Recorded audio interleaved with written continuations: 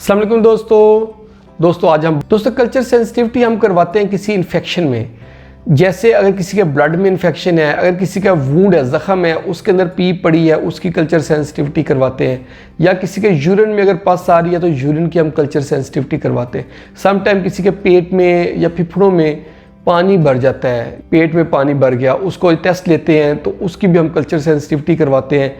Culture sensitivity होता क्या है?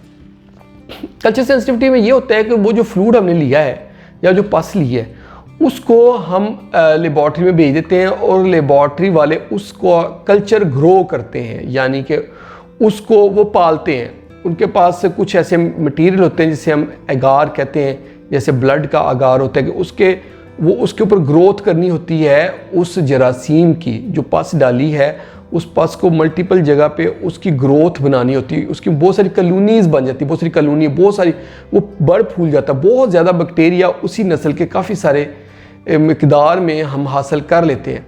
वो फिर उनको ना अलग-अलग डिशेस में थोड़ा थोड़ा डाल देते हैं। फिर क्या करते हैं कि लेबॉर्ट्री वालों के पास ना बहुत सारे एंटीबायोटिक होते हैं। एंटीबायोटिक वो होता है जो हम एंटीबायोटिक लगाते हैं मरीज़ को इन्फेक्शन के लिए, वो वाले एंटीबायोटिक उनके पास सारे पड़े होते हैं, मोस्टली जो यूज़ होते हैं।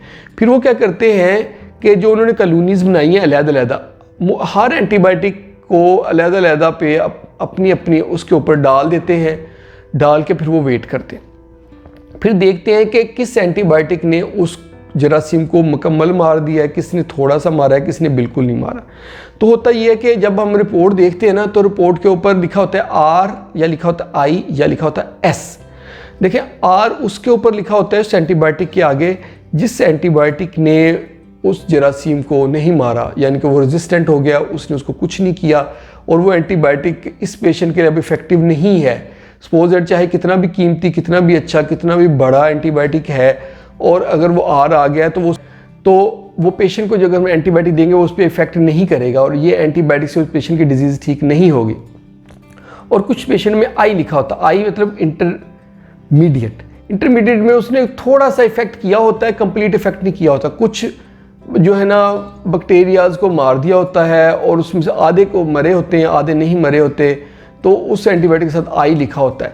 और एस लिखा होता है, एस उसके साथ लिखा होता है जिस एंटीबायोटिक ने उस सारे बैक्टीरियाज को मार दिया होता है, यानी कि वो उनके लिए सेंसिटिव होता है, तो उसके साथ एस लिखा होता है। तो ये एस वाला एंटीबायोटिक जो है वो दिया जाता है। तो ये फर्दर आपके जो डॉक्टर हैं वो डिसाइड करते हैं, जो आपको ट्रीट कर रहे हैं, कि कौन सी एस वाली मेडिसिन लेनी है।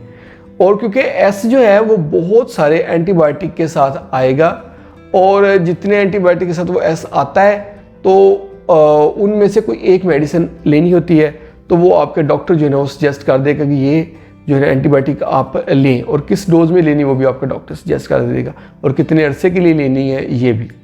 ये थी आज की हमारी वीडियो कल्चर सेंसिटिविटी के ऊपर। कल्चर सेंसिटिविटी जो है उसकी रिपोर्ट 3 डेज़ तक आती होती है यूजुअली, और पेशेंट इसमें बड़ा वरी हो रहे होते हैं कि डॉक्टर ने लिख के दिया हमें जल्दी से जल्दी रिपोर्ट दें।